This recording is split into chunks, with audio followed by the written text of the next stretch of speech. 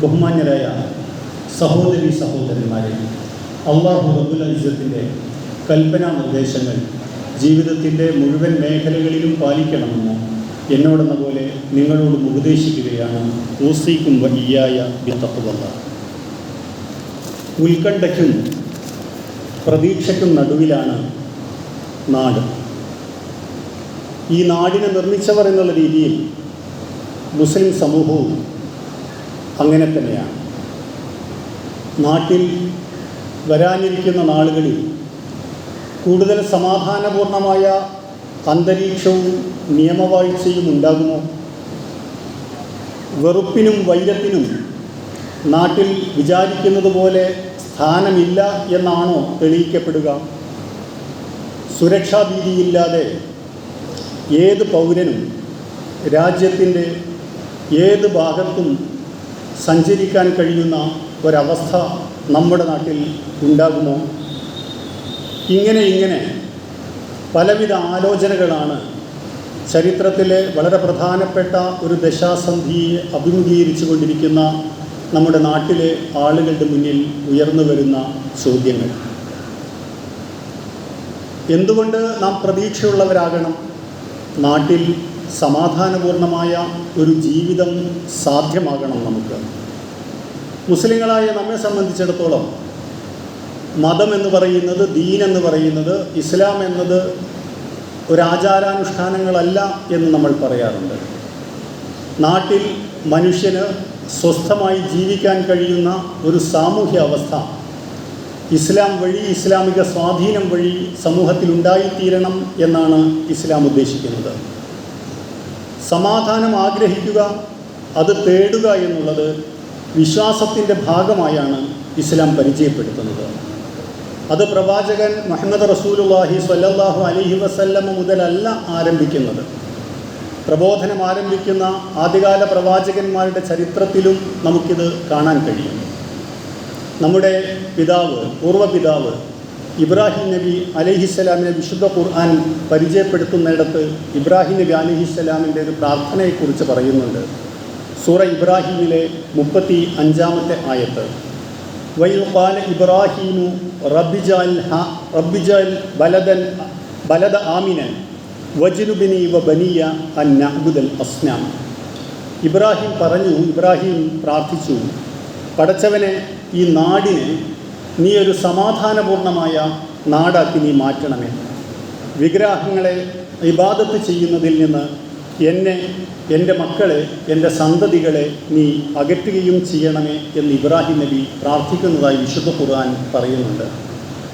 ആ പ്രാർത്ഥനയ്ക്കുള്ള ഒരു ഉത്തരം എന്ന കണക്കെ പിന്നീട് കാലങ്ങൾക്ക് ശേഷം മക്കയിലുണ്ടായിത്തീർന്ന സമാധാനത്തിൻ്റെ സാഹചര്യത്തെ ഉദ്ദേശിച്ചുകൊണ്ട് സൂറ ഖുറൈശിൽ അള്ളാഹു പറയുന്നത് നാം പാരായണം ചെയ്യാറുണ്ട്. വൽയഅ്ബുദു റബ്ബ ഹാദൽ ബൈത്തില്ലദീ അത്അമഹും മിൻ ജൂഅ് വആമനഹും മിൻ ഖൗഫ്. നിങ്ങൾ ഈ ഭവനത്തിൻ്റെ റബ്ബിന് നിങ്ങൾ ഇബാദത്ത് ചെയ്യുക. നിങ്ങളുടെ ജീവിതം മുഴുവനായും ആ റബ്ബിന് നേരെ നിങ്ങൾ തിരിച്ചു വെക്കുക. കാരണം അവനാണ് വിശന്നിരുന്ന നിങ്ങൾക്ക് ഭക്ഷണമേകിയത്, ഭയപ്പെട്ടിരുന്ന നിങ്ങൾക്ക് അഭയമേകിയത്, നിങ്ങൾക്ക് സുരക്ഷയേകിയത് അവനാണ്. അതിനാൽ ഇസ്ലാമിൻ്റെ ഒരു സാമൂഹ്യ ക്രമത്തെ സംബന്ധിച്ചുള്ള സങ്കല്പം എന്ന് പറയുന്നത് നമ്മൾ കേവലം ആരാധനാപരമായ കാര്യങ്ങളിലോ അനുഷ്ഠാനപരമായ കാര്യങ്ങളിലോ മാത്രം കാർക്കശ്യം പുലർത്തുന്നതിനെക്കുറിച്ചോ അത്തരം പതിവുകൾ ശീലിക്കുന്നതിനെക്കുറിച്ചോ അല്ല. പ്രബോധനത്തിൻ്റെ തുടക്കഘട്ടത്തിൽ തന്നെ ഇസ്ലാം പുലരുന്നതിനെക്കുറിച്ച് പ്രവാചകൻ സല്ലല്ലാഹു അലൈഹി വസല്ലമ കണ്ട സ്വപ്നങ്ങളിൽ, പ്രവാചകൻ സല്ലല്ലാഹു അലൈഹി വസല്ലമ തൻ്റെ അനുയായികളുമായി പങ്കുവെച്ച സ്വപ്നങ്ങളിൽ സാമൂഹ്യ സുരക്ഷയെ സംബന്ധിച്ച ഈ സങ്കല്പം നമുക്ക് കാണാൻ കഴിയും. വളരെ പ്രസിദ്ധമായ ഖബ്ബാബ് ബിൻ അറത്ത് റളിയല്ലാഹു അൻഹു റസൂലുള്ളാഹി സ്വല്ലല്ലാഹു അലൈഹി വസല്ലമയോട് തൻ്റെ പീഡാനുഭവങ്ങളെക്കുറിച്ച് പറയുന്ന ഒരു സന്ദർഭം ഹദീസിൽ വിവരിച്ചിരിക്കുന്നത് നമ്മൾക്കറിയാം. എന്നാണ് ഈ അവസ്ഥ മാറുക? അങ്ങ് ഞങ്ങൾക്ക് വേണ്ടി പ്രാർത്ഥിക്കുന്നില്ലേ എന്ന് മഹാനായ സഹാബി റളിയല്ലാഹു അൻഹു അള്ളാഹുവിൻ്റെ റസൂലിനോട് ചോദിക്കുമ്പോൾ റസൂൽ പറയുന്നത്, നിങ്ങൾ തിരക്ക് കൂട്ടരുത്, വളരെ അടുത്ത് തന്നെ ഈ കാര്യങ്ങളൊക്കെ മാറാൻ പോകുന്ന ഒരവസ്ഥയുണ്ടാകും, സാമൂഹ്യ അവസ്ഥയുണ്ടാകും എന്ന് പറഞ്ഞുകൊണ്ടാണ് അള്ളാഹുവിൻ്റെ റസൂൽ സൻആ മുതൽ ഹദർമൗത്ത് വരെ ഒരാൾക്ക് മറ്റൊന്നിനെയും ഭയപ്പെടാതെ, അള്ളാഹുവിൻ്റെ റസൂൽ പറയുന്നത് തൻ്റെ ആടിനെ പിടിക്കുന്ന ചെന്നായയെ അല്ലാതെ മറ്റൊന്നിനെയും ഭയപ്പെടാതെ സ്വതന്ത്രമായി വരാകുന്ന ഒരു സാഹചര്യം ഈ അറേബ്യൻ മണലാരണ്യത്തിൽ ഉണ്ടായിത്തീരും എന്ന് പ്രവാചകൻ പറയുന്നുണ്ട്.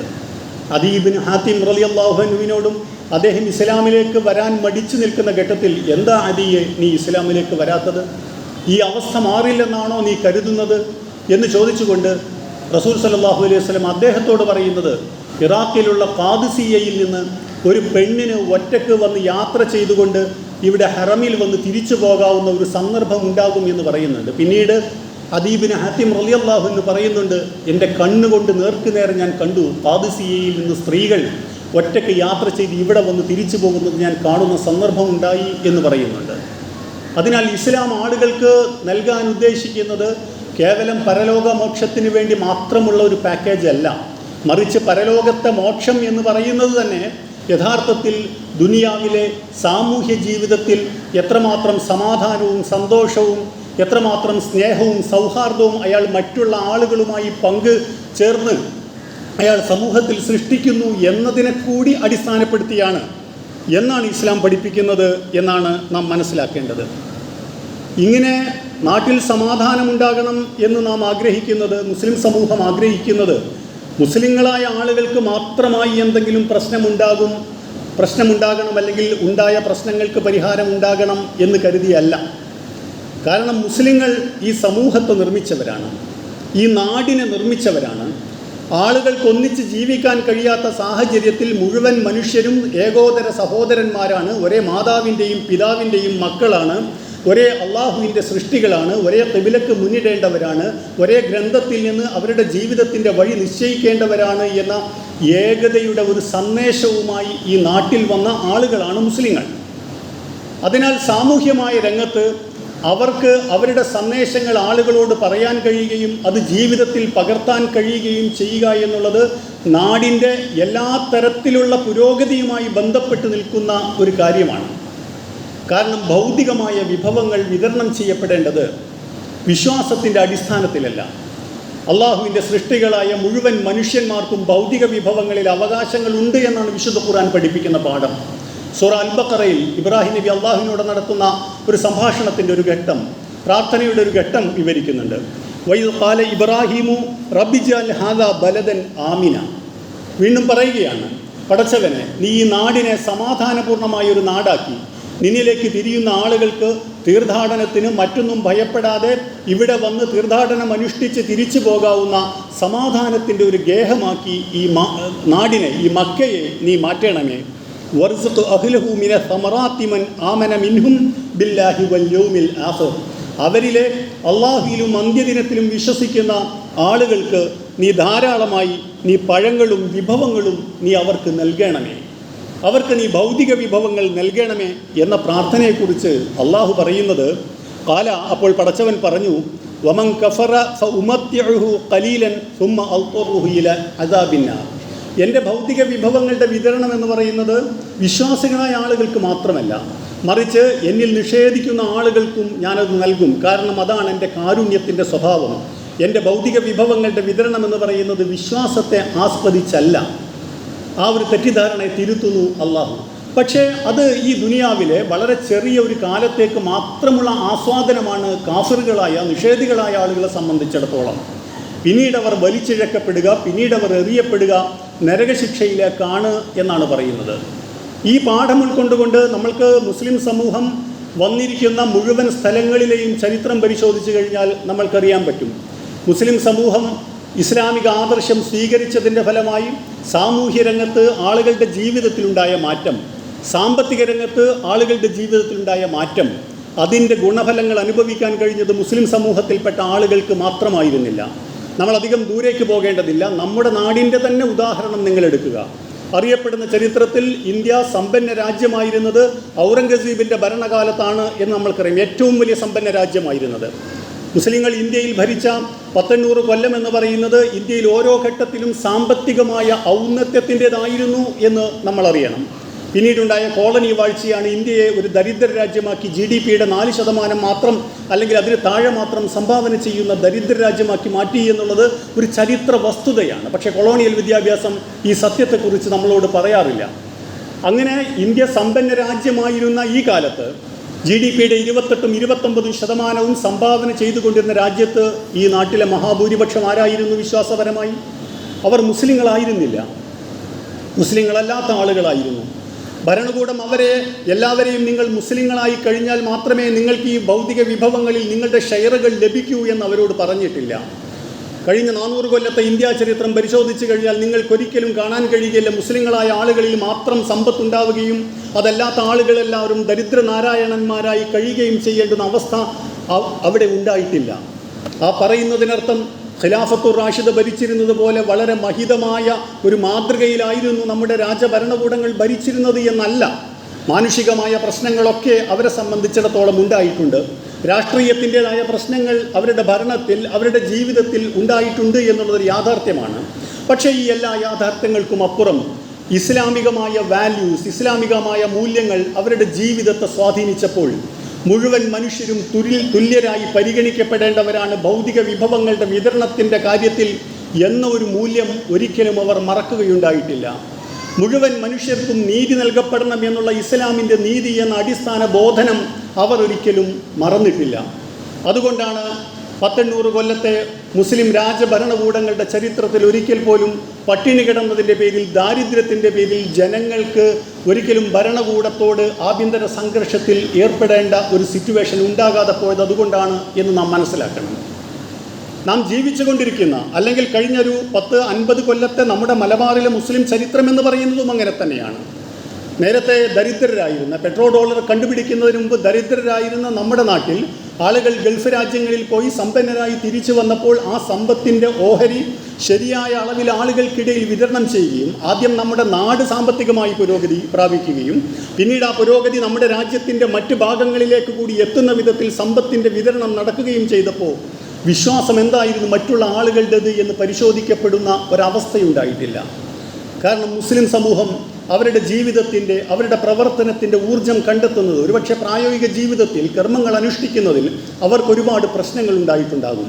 പക്ഷെ അവരുടെ ജീവിതത്തിൻ്റെ ഊർജം എന്ന് പറയുന്നത് വിശുദ്ധ ഖുർആനും പ്രവാചകന്മാർ കാണിച്ച മാതൃകയുമാണ് എന്നവർക്കറിയുന്നത് കൊണ്ട് സമൂഹത്തിലെ എല്ലാ ആളുകളെയും ഒന്നിച്ച് കാണാനുള്ള, ഒരുപോലെ കാണാനുള്ള ഒരു മനസ്സ് അവർക്കുണ്ടായിരുന്നു. അതിനാൽ മുസ്ലിം സമൂഹത്തിന് അവരുടെ സാമ്പത്തിക പ്രവർത്തനം, അവരുടെ സാമൂഹ്യമായ പ്രവർത്തനങ്ങൾ, അവരുടെ രാഷ്ട്രീയമായ പ്രവർത്തനങ്ങൾ ഭയലേശമന്യേ നടത്താൻ കഴിയുന്ന ഒരു സാഹചര്യം നാട്ടിലുണ്ടാവുക എന്നുള്ളത് കേവലം 17-18% വരുന്ന മുസ്ലിം സമൂഹത്തെക്കുറിച്ച് മാത്രമല്ല, മറിച്ച് 140 കോടി വരുന്ന നമ്മുടെ നാട്ടിലെ മുഴുവൻ ജനങ്ങളുടെയും പുരോഗതിയുമായി അഭേദ്യമായി ബന്ധപ്പെട്ട ഒരു കാര്യമാണ് എന്നുള്ള ഒരു ആത്മവിശ്വാസം നമ്മെ സംബന്ധിച്ചിടത്തോളം ഉണ്ടാവേണ്ടതുണ്ട് എന്നാണ് എനിക്ക് നിങ്ങളോട് പറയാനുള്ളത്. കാരണം അതാണ് മുസ്ലിം സമൂഹം ഈ നാടിന് നൽകിക്കൊണ്ടിരിക്കുന്ന കാര്യമെന്നുള്ളത് നമ്മൾ അറിയണം. പ്രതീക്ഷയുള്ളതോടൊപ്പം തന്നെ ആളുകൾക്ക് ആശങ്കയും ഉണ്ടാവും. എന്ത് സംഭവിക്കുമെന്ന് നമ്മെ സംബന്ധിച്ചിടത്തോളം പറയാൻ കഴിയുകയില്ല. എന്തൊക്കെ കുതന്ത്രങ്ങളാണ് ആളുകളെടുത്ത് പയറ്റുക എന്നുള്ളതിനെ സംബന്ധിച്ചും നമ്മൾക്ക് ധാരണയില്ല. യഥാർത്ഥത്തിൽ നീതിയും ന്യായവും ശരിയായ അളവിൽ തന്നെ നാട്ടിൽ നടപ്പിലാക്കപ്പെടുന്നുണ്ടോ? ഭരണകൂടത്തിൻ്റെ ഉപകരണങ്ങളെല്ലാം നീതിയോടുകൂടിയാണ് പെരുമാറുന്നത് എന്നത് സംബന്ധിച്ചൊക്കെ സംശയങ്ങൾ നിരന്തരമായി ഉന്നയിക്കപ്പെട്ടുകൊണ്ടിരിക്കുന്നുണ്ട്. പക്ഷേ ഒരു മുസ്ലിം എന്നുള്ള രീതിയിൽ നമ്മൾ കാര്യങ്ങളെ കാണുമ്പോൾ നമ്മൾ ഒരിക്കലും നിരാശരായിക്കൂടാ എന്നുള്ളതാണ് നമ്മെ സംബന്ധിച്ചിടത്തോളം വിശുദ്ധ ഖുർആൻ നൽകുന്ന പാഠം. കാരണം എല്ലാ കാര്യങ്ങളും തീരുമാനിക്കപ്പെടുന്നത് അള്ളാഹുവിൻ്റെ തീരുമാനം കൊണ്ട് മാത്രമാണെന്നും അവൻ്റെ തീരുമാനത്തിന് വിധേയമായല്ലാതെ മറ്റൊന്നും സംഭവിക്കുന്നില്ല എന്നുള്ളതും നമ്മുടെ അടിസ്ഥാന ബോധ്യമാവേണ്ടതുണ്ട്. ഭൗതികമായ കാൽക്കുലേഷനുകൾ വെച്ചുകൊണ്ടല്ല നമ്മൾ കാര്യങ്ങളെ കാണേണ്ടത്. നമ്മളുടെ പ്രവാചകന്മാർ നമ്മളെ പഠിപ്പിച്ചതും അതുതന്നെയാണ്. ആളുകൾക്ക് ചിലപ്പോൾ ആശങ്കകൾ തോന്നും മനുഷ്യർ എന്നുള്ള രീതിയിൽ. പ്രവാചകന്മാരായ ആളുകൾക്ക് പോലും പലപ്പോഴും ആശങ്കകൾ ഉണ്ടായിട്ടുണ്ട്. പക്ഷെ പ്രവാചകന്മാർ നമ്മിൽ നിന്നും വ്യത്യസ്തരായത് മുഴുവൻ ആളുകളും ആശങ്കയുടെ വർത്തമാനങ്ങൾ മാത്രം പറഞ്ഞപ്പോൾ പ്രതീക്ഷയുമായി അവരുടെ മുന്നിൽ നിന്നു എന്നിടത്താണ് പ്രവാചകന്മാർ വ്യത്യസ്തരാകുന്നതും. അതുകൊണ്ടാണ് അവർക്ക് സമൂഹത്തിൽ ലീഡർഷിപ്പ്, നേതൃപരമായ പങ്കുകൾ വഹിക്കാൻ കഴിഞ്ഞത് എന്നുള്ളതും നമ്മൾ അറിയണം. അതിനാൽ മുസ്ലിമിൻ്റെ പ്രാഥമികമായ ഉത്തരവാദിത്തം എന്ത് സംഭവിക്കുന്നു എന്നല്ല, എന്തൊക്കെ സംഭവിച്ചു കഴിഞ്ഞാലും പ്രതീക്ഷയുടേതായിട്ടുള്ള വർത്തമാനങ്ങൾ മാത്രമാണ് ഒരു മുസ്ലിമിൽ നിന്ന് ഉണ്ടാവേണ്ടത്. ഫിറോവിനും അനുയായികളും പിറകിൽ പിന്തുടർന്ന് വന്നു കഴിഞ്ഞപ്പോൾ മൂസാ നബിയുടെ കൂടെയുണ്ടായിരുന്ന ആളുകൾ എന്താണ് കരുതിയത്? അവരുടെ കയ്യിലാണല്ലോ സകല ആയുധങ്ങളും. ഭരണകൂടത്തിൻ്റെ സകല ഉപകരണങ്ങളും ലോകത്തിലെ തന്നെ അറിയപ്പെടുന്ന ശക്തിയാണ്. ആയിരത്തോളം ആണ്ടുകളായി ഭരിച്ചുകൊണ്ടിരിക്കുന്ന വലിയ ശക്തിയാണ് കോപ്റ്റിക്കുകൾ. എങ്ങനെയാണ് അവരോടൊരു സംഘർഷത്തിൽ നമ്മൾക്ക് വിജയിക്കാൻ കഴിയുക? നേരത്തെ തന്നെ നമ്മൾക്കവരെ പേടിയുണ്ട്. ഇപ്പോഴിതാ മുന്നിൽ സമുദ്രം വന്നിരിക്കുന്നു. നമ്മുടെ പിറകിലിതാ അവർ സർവ്വ ആയുധ വിഭൂഷിതരായി അവർ വന്നുകൊണ്ടിരിക്കുന്നു. പിടിക്കപ്പെട്ടു നമ്മൾ. വലമ്മാ തറ അൽ ജംആനി ഖാല അസ്ഹാബു മൂസ ഇന്നാ ലമുദ്റകൂൻ. സൂറ ശുആറയിലെ 62, 63, 61, 62 ആയത്തുകളിൽ മൂസാ നബിയുടെ അനുയായികൾ പറഞ്ഞു, രണ്ട് പക്ഷവും ഒന്നിച്ച് വരുന്നു, കണ്ടുമുട്ടുന്നു, അഭിമുഖീകരിക്കപ്പെടുന്നു എന്നൊരു ഘട്ടം വന്നപ്പോൾ അവർ പറഞ്ഞു, മൂസ നമ്മൾ പിടികൂടപ്പെട്ടത് തന്നെ. പക്ഷെ മൂസാ നബി പറഞ്ഞു, കല്ല ഇന്ന മഹിയ റബ്ബി സയഹ്ദീൻ. ഇല്ല, നമ്മളൊരിക്കലും പിടികൂടപ്പെടാൻ പോകുന്നില്ല. കാരണം അള്ളാഹുവിന് അവൻ്റേതായിട്ടുള്ള ഒരു പ്ലാൻ ഉണ്ടാകും. ഇപ്പോഴിതാ സമുദ്രം എൻ്റെ മുന്നിൽ രണ്ടായി പിളരാൻ പോകുന്നു എന്നറിഞ്ഞുകൊണ്ടല്ല മൂസാ നബി പറയുന്നത്. പക്ഷെ അള്ളാഹുവിൻ്റെ ദീനിൻ്റെ സന്ദേശവുമായി ഇറങ്ങിപ്പുറപ്പെട്ട എന്നെയും അനുയായികളെയും കുഴപ്പങ്ങളും പ്രശ്നങ്ങളും ഒക്കെ ഉണ്ടെങ്കിലും സങ്കീർണമായൊരു ഘട്ടത്തിൽ അള്ളാഹു കൈവിടുകയില്ല എന്നുള്ള അങ്ങേയറ്റത്തെ ഈമാനികമായ ബോധത്തിൽ നിന്ന് നയിക്കാൻ മൂസാ നബി അലൈഹിസ്സലാമിന് കഴിയുന്നു. പ്രവാചകൻ സല്ലല്ലാഹു അലൈഹി വസല്ലമ സൗർ ഗുഹയിലെ സംഭവം നമ്മൾക്ക് എല്ലാവർക്കും അറിയുന്നതാണ്. അബൂബക്കർ റളിയല്ലാഹു അൻഹു പേടിച്ചുപോയി. സിദ്ദീഖാണ് അബൂബക്കർ റളിയല്ലാഹു അൻഹു. എന്ത് അള്ളാഹുവിൻ്റെ റസൂൽ പറഞ്ഞാലും അതുപോലെ വിശ്വസിക്കുന്നവരാണ്. അള്ളാഹു പറഞ്ഞിട്ടാണ് ഹിജ്റ വരുന്നത് എന്നറിയുന്ന ആളാണ് അബൂബക്കർ റളിയല്ലാഹു അൻഹു. പക്ഷേ എങ്കിൽ പോലും ഗുഹയിൽ ആ പുറത്തു നിൽക്കുന്ന ആളുകൾ ഒന്ന് കുനിഞ്ഞു നോക്കിയാൽ ഞങ്ങളെ കാണുകയും പിടികൂടുകയും ചെയ്യുമല്ലോ എന്നൊരു ആധിയുണ്ടായി. എന്നെ പിടികൂടിയാലും പ്രശ്നമല്ല, അള്ളാഹുവിൻ്റെ റസൂലിനെ പിടികൂടുമല്ലോ, അവർ വധിക്കുമല്ലോ എന്നൊരു തോന്നൽ, ഒരു ഭയമുണ്ടായി.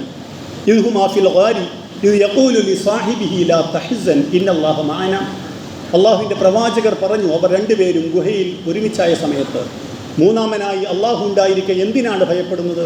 ഭയപ്പെടരുത്, ദുഃഖിക്കരുത്, അള്ളാഹുണ്ട് നമ്മളുടെ കൂടെ എന്ന് പറയുന്നത് നമുക്ക് കാണാൻ കഴിയും. തബൂക്ക് യുദ്ധവുമായി ബന്ധപ്പെട്ട സന്ദർഭത്തിൽ ആയത്താണ് ഞാൻ ഖുതുബയുടെ തുടക്കത്തിൽ സൂറ തൗബയിലെ 51-ാമത്തെ ആയത്ത് ഞാൻ ഓതി വെച്ചത്. കുല്ലൻ യുസീബനാ ഇല്ലാ മാ കതബല്ലാഹു ലനാ ഹുവ മൗലാനാ. അതികഠിനമായ പരീക്ഷണങ്ങളെ നമ്മൾ അഭിമുഖീകരിച്ചു കൊണ്ടിരിക്കുമ്പോൾ പടച്ചവൻ കാണുന്നില്ലേ ഇതൊന്നും? നമ്മളെ ഇനിയും പരീക്ഷിക്കാതെ പടച്ചവന് തൃപ്തിയാവുന്നില്ലേ എന്ന് പോലും ഒരുപക്ഷെ നമ്മുടെ മനസ്സിലൊക്കെ തോന്നിയേക്കും.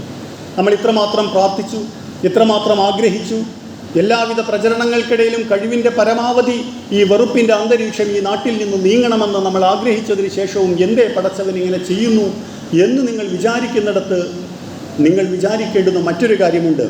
റസൂലെ, താങ്കൾ പറയുക, ലൻ യുസീബന ഇല്ലാ മാ കതബല്ലാഹു ലനാ. അള്ളാഹു വിധിച്ചതല്ലാതെ മറ്റൊന്നും ഈ ദുനിയാവിന് സംഭവിക്കുന്നില്ല. ഹുവ മൗലാന, അവനാണ് നമ്മുടെ സംരക്ഷകൻ, അവനെയാണ് നമ്മൾ നമ്മുടെ ഉത്തരവാദിത്തം ഏറ്റെടുത്തിരിക്കുന്നത്. അല്ലെങ്കിൽ ഭൗതികമായ കാരണങ്ങളാൽ നിങ്ങൾ കണ്ടെത്തുന്ന ഇവർ സംരക്ഷിക്കും അവർ സംരക്ഷിക്കും എന്നുള്ളതല്ല. അള്ളാഹുവിൻ്റെതായ ഒരു നടപടിക്രമമുണ്ട് എന്ന് നിങ്ങൾ മനസ്സിലാക്കണം. വഅലല്ലാഹി ഫല്യതവക്കലിൽ മുഅ്മിനൂൻ.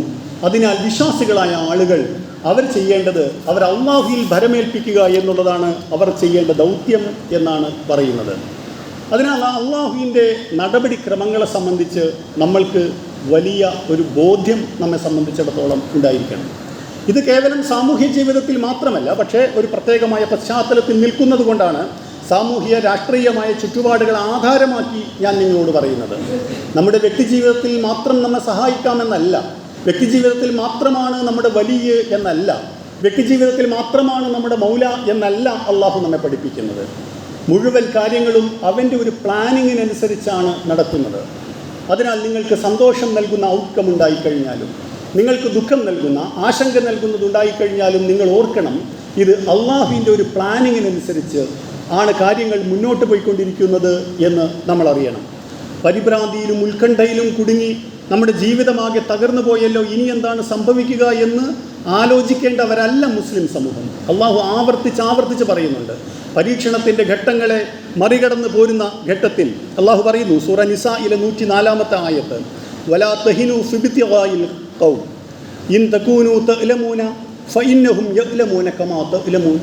ഉഹദ് യുദ്ധത്തിൻ്റെ പശ്ചാത്തലം നമ്മൾക്കറിയാം. അള്ളാഹുവിൻ്റെ റസൂൽ അവരുടെ കൂട്ടത്തിൽ ഉണ്ടായിരിക്കെ തന്നെ ബദറിലെ വിജയത്തിന് ശേഷം പരാജയം രുചിക്കുന്ന അവസ്ഥയിൽ മുസ്ലിം സമൂഹം എത്തിപ്പെടുകയാണ്. സ്വാഭാവികമായും ഖിന്നരായി ദുഃഖിതരായി മുസ്ലിം സമൂഹം അവർ വിചാരിച്ചു, അള്ളാഹുവിൻ്റെ റസൂലുണ്ടായിട്ട് ഞങ്ങൾ അള്ളാഹുവിൻ്റെ പാർട്ടിയായിട്ട് അള്ളാഹുവിനോട് ഞങ്ങൾ ഇത്രമാത്രം പ്രാർത്ഥിച്ചിട്ട് അള്ളാഹുവിൻ്റെ റസൂല് പ്രാർത്ഥിച്ചിട്ട് എന്തേ ഞങ്ങൾക്കിങ്ങനെ സംഭവിക്കാൻ? എന്തേ ഞങ്ങളിൽ ഇത്ര പേർ കൊല്ലപ്പെടാൻ? എന്തേ അള്ളാഹുവിൻ്റെ റസൂലിൻ്റെ പല്ലടക്കം നഷ്ടപ്പെടുന്ന രീതിയിൽ റസൂലിന് പരിക്കുകൾ പറ്റാൻ എന്ന് അവർ ആധീനായപ്പോൾ അള്ളാഹ് അവരോട് പറയുകയാണ്, വലാ തഹിനു ഫിബ്തിഗായിൽ ഖൗം, നിങ്ങൾ ഈ ശത്രുക്കളെ ഹാൻഡിൽ ചെയ്യുന്നിടത്ത്, അവരുമായി ഇടപെടുന്നിടത്ത് ഒരിക്കലും നിങ്ങൾ ദൗർബല്യം കാണിക്കരുത്. എല്ലാം തോറ്റുപോയി, എല്ലാം കഴിഞ്ഞു, ഇനിയൊന്നുമില്ല, കീഴടങ്ങുകയല്ലാതെ നമ്മുടെ മുന്നിൽ മാർഗമില്ല എന്ന് ഈ സായുധ സംഘർഷത്തിൻ്റെ ഘട്ടത്തിൽ പോലും നിങ്ങൾ വിചാരിക്കരുത് എന്ന് പറയുന്നിടത്ത്, അത്രമാത്രം എത്തിയിട്ടില്ലാത്ത ഘട്ടത്തിൽ നിൽക്കുന്ന നമ്മെ സംബന്ധിച്ചിടത്തോളം മാനസികമായി തോൽക്കാതിരിക്കുക എന്നുള്ളത് ഒരു വിശ്വാസി എന്നുള്ള രീതിയിൽ നമ്മൾ ആർജിക്കേണ്ടുന്ന വളരെ പ്രധാനപ്പെട്ട ഗുണമാണ് ഈ കാലഘട്ടത്തിൽ എന്നുള്ളത് നമ്മൾ മനസ്സിലാക്കണം. ഇൻ തകൂനു തഅലമൂന ഫഇന്നഹും യഅലമൂൻ, ഇന്ന് നിങ്ങൾ വേദന അനുഭവിക്കുന്നുണ്ടെങ്കിൽ അവരും മുമ്പ് വേദന അനുഭവിച്ചിട്ടുണ്ട്. ഫഇന്നഹും യഅലമൂന കമാ തഅലമൂൻ വതർജൂന മിനല്ലാഹി മാ ലാ യർജൂൻ. പക്ഷേ നിങ്ങളും അവരും തമ്മിലുള്ള ഒരു വ്യത്യാസം എന്ന് പറയുന്നത്, മാനുഷികമായ വേദനകൾ നിങ്ങൾ രണ്ടു കൂട്ടരും ഒരുപോലെ തന്നെയാണ് അനുഭവിക്കുന്നത്. പരാജയപ്പെടുമ്പോൾ അവർക്ക് സങ്കടം തോന്നുന്നുണ്ടെങ്കിൽ നിങ്ങൾക്കും സങ്കടം തോന്നുന്നുണ്ട്. പക്ഷേ വതർജൂന മിനല്ലാഹി മാ ലാ യർജൂൻ, അവർ പ്രതീക്ഷിക്കാത്ത ചിലത് അള്ളാഹുവിൽ നിന്ന് നിങ്ങൾ പ്രതീക്ഷിക്കുന്നുണ്ട്. ഈ വ്യത്യാസത്തെക്കുറിച്ചുള്ളൊരു ബോധം നമ്മെ സംബന്ധിച്ചിടത്തോളം ഉണ്ടാവേണ്ടതുണ്ട്. ദുനിയാവിലെ വ്യവസ്ഥകൾ മുഴുവൻ മാറ്റി, ദുനിയാവിലെ സാമൂഹ്യാവസ്ഥകളും രാഷ്ട്രീയാവസ്ഥകളും മുഴുവൻ സന്തോഷത്തിൻ്റെയും സുഖത്തിൻ്റേതുമാക്കുക എന്നുള്ളത് ഞാൻ നിങ്ങളെ ഏൽപ്പിച്ച ഉത്തരവാദിത്തമല്ല.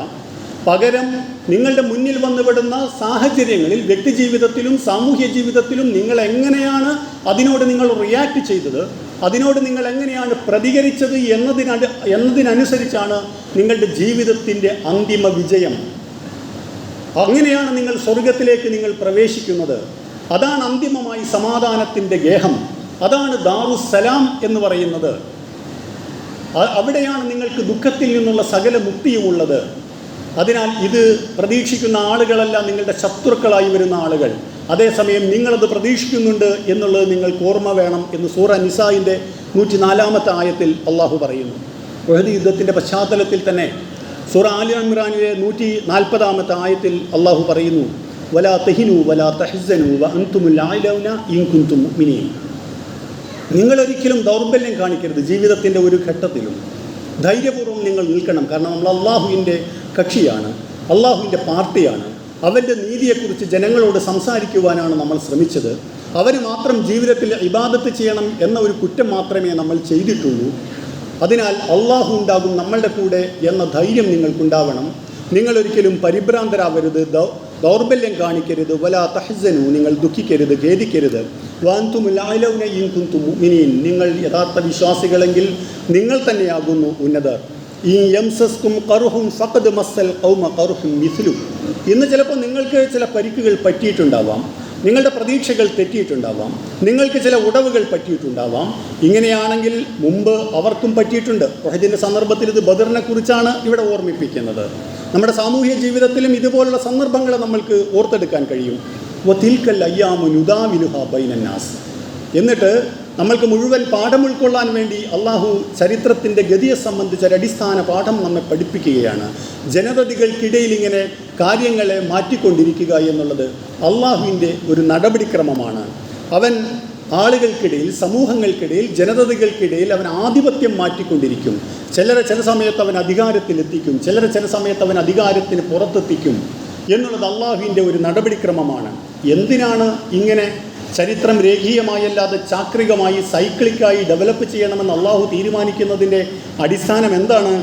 വലിയഅലമല്ലാഹുല്ലദീന ആമനു വയത്തഖിദ മിൻഹും ശുഹദാ. അള്ളാഹുവിനെ അറിയണം ആരാണ് യഥാർത്ഥത്തിൽ വിശ്വാസി എന്നുള്ളത്. വിശ്വാസം എന്ന് പറയുന്നത് കേവലം ഷഹാദത്ത് കലിമ ഉച്ചരിച്ചു, അടിസ്ഥാനപരമായ ചില ആചാരാനുഷ്ഠാനങ്ങൾ മാത്രം ചെയ്തു എന്നതാണോ? അല്ല. ജീവിതത്തിൻ്റെ മുഴുവൻ സന്ദർഭത്തിലും അള്ളാഹുവിനെ ആധാരമാക്കി നയനിലപാടുകൾ സ്വീകരിക്കുന്നവനാണോ ഇവൻ? അവൻ്റെ ധൈര്യവും അവൻ്റെ പേടിയുമൊക്കെ അള്ളാഹുവിനെ ആധാരമായി കണ്ടുകൊണ്ട് തന്നെയാണോ അവൻ ക്രമീകരിച്ചിരിക്കുന്നത്? അവൻ്റെ ജീവിതത്തെ ആകെ തന്നെ അങ്ങനെ ക്രമീകരിക്കാൻ അവന് കഴിഞ്ഞിട്ടുണ്ടോ എന്നുള്ളത് അറിയണം. വയത്തഖിദ മിൻഹും ശുഹദാ. മുഫസ്സിറുകൾ രണ്ടർത്ഥത്തിൽ ഈ ശുഹദ എന്ന് പറയുന്ന വാക്കിനെ ഇവിടെ വിശദീകരിച്ചിട്ടുണ്ട്. ഒന്ന്, നിങ്ങളിൽ ആരാണ് രക്തസാക്ഷിയാവാൻ തയ്യാറാകുന്നത്? മറ്റൊന്ന്, അതിൻ്റെ ഒരു സൂപ്പർ സെറ്റാണ്, നിങ്ങളിൽ ആരാണ് അള്ളാഹുവിന് സാക്ഷ്യം വഹിക്കാൻ തയ്യാറുള്ളത്? സാക്ഷ്യം വഹിക്കുക എന്നുള്ളത് നിങ്ങളുടെ വാക്കുകൊണ്ട്, നിങ്ങളുടെ പ്രവൃത്തി കൊണ്ട്, നിങ്ങളുടെ ജീവിതം കൊണ്ട്, നിങ്ങളുടെ ജനനം കൊണ്ടും നിങ്ങളുടെ മരണം കൊണ്ടും, ജീവിതത്തിൻ്റെ മുഴുവൻ ഘട്ടങ്ങൾ കൊണ്ടും, അപ്പോൾ അതിൽ രക്തസാക്ഷ്യം കൂടി അത് ഉൾപ്പെടുന്നു. ആരാണ് ജീവിതം കൊണ്ട് അള്ളാഹുവിൻ്റെ ഈ ദീനിന് സാക്ഷ്യം വഹിക്കുന്നത് എന്നറിയാൻ വേണ്ടി അവൻ എന്ത് ചെയ്യുകയാണ്? നിങ്ങൾക്കിടയിൽ ഇങ്ങനെ അധികാരത്തിൻ്റെ ഈ സ്വഭാവം എന്ന് പറയുന്നത്, അതിൻ്റെ ഉത്ഥാന പതനങ്ങൾ എന്ന് പറയുന്നത് നിങ്ങൾക്കിടയിൽ ഇങ്ങനെ മാറ്റിമറിച്ചു കൊണ്ടിരിക്കുക എന്നുള്ളത് അള്ളാഹുവിൻ്റെ ഒരു നിലപാടാണ്. വല്ലാഹു ലാ യുഹിബ്ബുൽ ളാലിമീൻ. അള്ളാഹു ഒരിക്കലും അക്രമകാരികളെ ഇഷ്ടപ്പെടുന്നവനല്ല. അതിനാൽ നമ്മൾ തെറ്റിദ്ധരിക്കരുത്. അക്രമം ഇങ്ങനെ കാലാകാലം തുടർന്നു കൊണ്ടിരിക്കും എന്നുള്ളത് അള്ളാഹുവിൻ്റെ ഒരു നിലപാടാണ് എന്ന് നമ്മൾ ഏതെങ്കിലും ഒരു പ്രത്യേകമായ ചരിത്രഘട്ടത്തിലെ വിജയത്തെയോ പരാജയത്തെയോ ആധാരമാക്കി നമ്മൾ തീരുമാനിക്കരുത്. ഫിറഔൻ്റെ, നമ്രൂദിൻ്റെ, ഇതുപോലെ മുമ്പ് അഹന്ത നടിച്ചിട്ടുള്ള, അഹന്തയുടെ പര്യായങ്ങളായി മുമ്പ് കാലത്തും വന്നിട്ടുള്ള ആളുകളുടെയൊക്കെ ചരിത്രം വിവരിച്ചുകൊണ്ട് അള്ളാഹു പറയുന്നുണ്ട്. പ്രവാചകന്മാർ ചോദിക്കുന്നുണ്ടല്ലോ ചില സന്ദർഭത്തിൽ. നൂഹ് നബി അലൈഹി ഇസ്ലാം പറയുന്നുണ്ട്, എന്തിനാണ് പടച്ചവനെ നീ ഇങ്ങനെ ഇവരെ വളരെ ഫ്രീ ആയിട്ട് വിട്ടിരിക്കുന്നത്? ഇവർ വീണ്ടും വീണ്ടും സമ്പത്തിൻ്റെ മേൽ, നാട്ടിലെ മുഴുവൻ വിഭവങ്ങളുടെ മേലും ആധിപത്യം പുലർത്തിയ ആളുകളെ മുഴുവൻ ഇവർ വഴിപിഴപ്പിക്കാൻ വേണ്ടി നീ ഇവരെ ഫ്രീ ആയി വിട്ടിരിക്കുകയാണോ? തെരഞ്ഞെടുപ്പുകൾക്ക് ശേഷം തെരഞ്ഞെടുപ്പുകൾ വീണ്ടും വീണ്ടും വന്നിട്ടും അക്രമികളായ ആളുകൾക്ക് തന്നെ വീണ്ടും ആധിപത്യം കിട്ടുന്ന അവസ്ഥ എന്തുകൊണ്ടുണ്ടാവുന്നു എന്നൊരു പക്ഷേ നമ്മുടെ സാഹചര്യത്തിൽ ചോദിക്കാൻ നമ്മൾ ഒരു പക്ഷെ വിധിക്കപ്പെട്ടേക്കാം. നമ്മൾക്കറിഞ്ഞുകൂടാ അള്ളാഹുവിൻ്റെ നടപടിക്രമത്തെക്കുറിച്ച്. മൂസാ നബി അലൈഹി ഇസ്ലാം ചോദിച്ചിട്ടുണ്ട്, എന്തിനാണ് ഫിർഔന് ഇത്രമാത്രം വലിയ ആധിപത്യം കൊടുത്തിരിക്കുന്നത്? ആ ഫിർഔൻ കടലിൽ മുക്കപ്പെട്ടുവെങ്കിൽ, ആ ഫിർഔൻ നശിപ്പിക്കപ്പെട്ടുവെങ്കിൽ, ഇബ്രാഹിം നബിയോട് തർക്കിച്ച നമ്രൂദിൻ്റെ അന്ത്യം എങ്ങനെയായിരുന്നു എന്നതിൽ നിന്ന് നമ്മൾ പാഠം ഉൾക്കൊള്ളുന്നുണ്ടെങ്കിൽ, നിങ്ങൾ ഈ ദുനിയാവിലെ അഹന്ത നിറഞ്ഞ അഹങ്കാരികളുടെ പെരുമാറ്റങ്ങൾ കണ്ട് മുസ്ലിങ്ങളായ നിങ്ങൾ, എന്നിൽ വിശ്വസിക്കുന്ന നിങ്ങൾ ഒരിക്കലും തെറ്റിദ്ധരിക്കരുത് എന്നാണ് അള്ളാഹു നമ്മെ വിശുദ്ധ ഖുർആനിലൂടെ പഠിപ്പിക്കുന്നത്. ചിലപ്പോൾ താൽക്കാലികമായ ചില സന്തോഷങ്ങൾ ഔട്ട്കമുകളായി, റിസൾട്ടുകളായി ചിലപ്പോൾ മുസ്ലിം സമൂഹത്തെ സംബന്ധിച്ചിടത്തോളവും ഇന്ത്യൻ സമൂഹത്തെ സംബന്ധിച്ചിടത്തോളവും ഉണ്ടായേക്കാം. അതുകൊണ്ട് അവസാനിക്കുന്നതാണോ മുസ്ലിം സമൂഹത്തിൻ്റെ ഷഹീദ് എന്ന് പറയുന്ന അള്ളാഹുവിന് സാക്ഷിയാവുക എന്നുള്ള ഉത്തരവാദിത്തം? അല്ല. കാരണം നമ്മുടെ ഉത്തരവാദിത്തം എന്ന് പറയുന്നത് കുന്തും ഖൈറ ഉമ്മത്തിൻ ഉഖ്രിജത് ലിന്നാസി തഅ്മുറൂന ബിൽ മഅറൂഫി വതൻഹൗന അനിൽ മുൻകർ എന്ന് പറയുന്നതാണ്. നന്മ കൽപ്പിച്ചും തിന്മ വിരോധിച്ചും അള്ളാഹുവിൻ്റെ ദീനിന് സാക്ഷ്യം വഹിച്ചുകൊണ്ട് നിങ്ങളുടെ ജീവിതവുമായി മുന്നോട്ട് പോകാൻ നമ്മൾക്ക് കഴിയണം. കഴിഞ്ഞ വർഷങ്ങളിൽ, പ്രത്യേകിച്ചും കഴിഞ്ഞ 10-15 വർഷമായി നമ്മുടെ നാടിൻ്റെ സാമൂഹ്യാന്തരീക്ഷത്തിൽ പ്രസരിപ്പിക്കപ്പെട്ട വിഷമെന്ന് പറയുന്നത്, അതിൻ്റെ ആൻറ്റിവെനം എന്ന് പറയുന്നത് വളരെ പെട്ടെന്ന് തന്നെ സമൂഹത്തെ സ്വാധീനിക്കുന്ന ഒന്നായിക്കൊള്ളണമെന്നില്ല. അതിനാൽ കേവലം ഏതെങ്കിലും ഒരു പ്രത്യേക ഘട്ടത്തിലെ ഫലത്തെ ആശ്രയിച്ചല്ല നമ്മുടെ ജീവിതവും നമ്മുടെ ജീവിതത്തിലെ ഉത്തരവാദിത്വവും മുന്നോട്ട് പോകേണ്ടത് എന്നാണ് എനിക്ക് നിങ്ങളോട് പറയുവാനുള്ളത്. ഒന്നിനെ ചൊല്ലിയും നിങ്ങൾ അതിരുവിട്ട് ആഹ്ലാദിച്ചുകൂടാ, ഒന്നിനെപ്പറ്റിയും നിങ്ങൾ അതിരുവിട്ട് ദുഃഖിച്ചുകൂടാ എന്നുള്ളത് അള്ളാഹു വളരെ കൃത്യമായി നമ്മോട് പറഞ്ഞതാണ്. മാ അസാബ മിൻ മുസീബത്തിൻ ഫിൽ അർളി വലാ ഫീ അൻഫുസികും ഇല്ലാ ഫീ കിതാബിൻ മിൻ ഖബ്ലി അൻ നബ്റഅഹാ. നിങ്ങൾക്കൊന്നുമേ സംഭവിക്കുന്നില്ല അള്ളാഹുവിൻ്റെ വ്യക്തമായ അവൻ്റെ ഒരു കിതാബിൽ, അവൻ്റെ ഒരു ഡിക്രിയിൽ, അവൻ്റെ ഒരു വിധി നിർണയത്തിൽ അത് രേഖപ്പെടുത്തിക്കൊണ്ടല്ലാതെ നിങ്ങൾക്കൊന്നും സംഭവിക്കുന്നില്ല എന്ന് അള്ളാഹു പറഞ്ഞു കഴിഞ്ഞതാണ് നമ്മൾ. എന്തുകൊണ്ടങ്ങനെ സംഭവിക്കുന്നില്ല? നിങ്ങൾക്ക് നേടിയതിനെ ചൊല്ലി നിങ്ങൾ പരിധി വിട്ട് ആഹ്ലാദിക്കരുത്. വിചാരിക്കാത്ത എന്തെങ്കിലും സന്തോഷകരമായ അനുഭവങ്ങൾ ഉണ്ടായിക്കഴിഞ്ഞാൽ തീർന്നു പ്രശ്നങ്ങളൊക്കെ എന്ന് വിചാരിക്കേണ്ടവനല്ല മുസ്ലിം. അല്ല, വിചാരിച്ച അത്ര പോലും പ്രതീക്ഷാ നിർഭരമായ ഫലമുണ്ടായില്ലല്ലോ, വളരെ മോശമാണല്ലോ, തീർന്നല്ലോ കാര്യങ്ങൾ എന്ന് വിചാരിച്ച് സങ്കടപ്പെടേണ്ടവനുമല്ല അവൻ. ലികൈല തസൗ അലാമാ ഫാതകും വലാ തഫ്റഹു ബിമാ ആതാകും. എന്തിനാണ് ഇങ്ങനെ ദുഃഖ സന്തോഷ സമ്മിശ്രമായി ഞാൻ നിങ്ങളുടെ ദുനിയാവിലെ ജീവിതത്തെ നിർണ്ണയിച്ചു തന്നിരിക്കുന്നത്? നിങ്ങൾ ഒരിക്കലും കിട്ടിയതിനെ ചൊല്ലി പരിധി വിട്ട് ആഹ്ലാദിക്കാതിരിക്കാനും നഷ്ടപ്പെട്ടതിനെ ചൊല്ലി നിങ്ങൾ മനസ്സ് നഷ്ടപ്പെടുത്തി നിങ്ങൾ ദുഃഖിക്കാതിരിക്കാനും വേണ്ടിയാണ് എന്നാണ്. സകല തീരുമാനങ്ങളും ഉണ്ടാകുന്നത് അള്ളാഹുവിങ്കിൽ നിന്നാണ് എന്ന ഓർമ്മയാണ് ജീവിതത്തിൻ്റെ മുഴുവൻ ഘട്ടത്തിലും നമ്മൾക്ക് ഉണ്ടാവേണ്ടത്. നമ്മൾക്ക് സന്തോഷകരമായ തീരുമാനങ്ങൾ അള്ളാഹുവിൻ്റെ ഭാഗത്ത് നിന്ന് ഉണ്ടാവട്ടെ എന്ന് നമ്മൾക്ക് ആഗ്രഹിക്കണം, നമ്മൾ പ്രാർത്ഥിക്കണം. നമ്മുടെ നാട്ടിന് നല്ല അവസ്ഥ ഇവിടെ ഉണ്ടാകണം. വെറുപ്പിൻ്റെ അന്തരീക്ഷം ഇവിടെ നിന്ന് ഇല്ലാതാവണം. വെറുപ്പ് ഉൽപ്പാദിപ്പിക്കുന്നത് ഒരു സിസ്റ്റമായി, വലിയ ഒരു സംവിധാനമായി തന്നെ നമ്മുടെ നാട്ടിൽ വരുന്ന ഒരവസ്ഥ നമ്മുടെ നാട്ടിൽ ഇല്ലാതാവണം എന്ന് നമ്മൾ ആഗ്രഹിക്കുന്നു.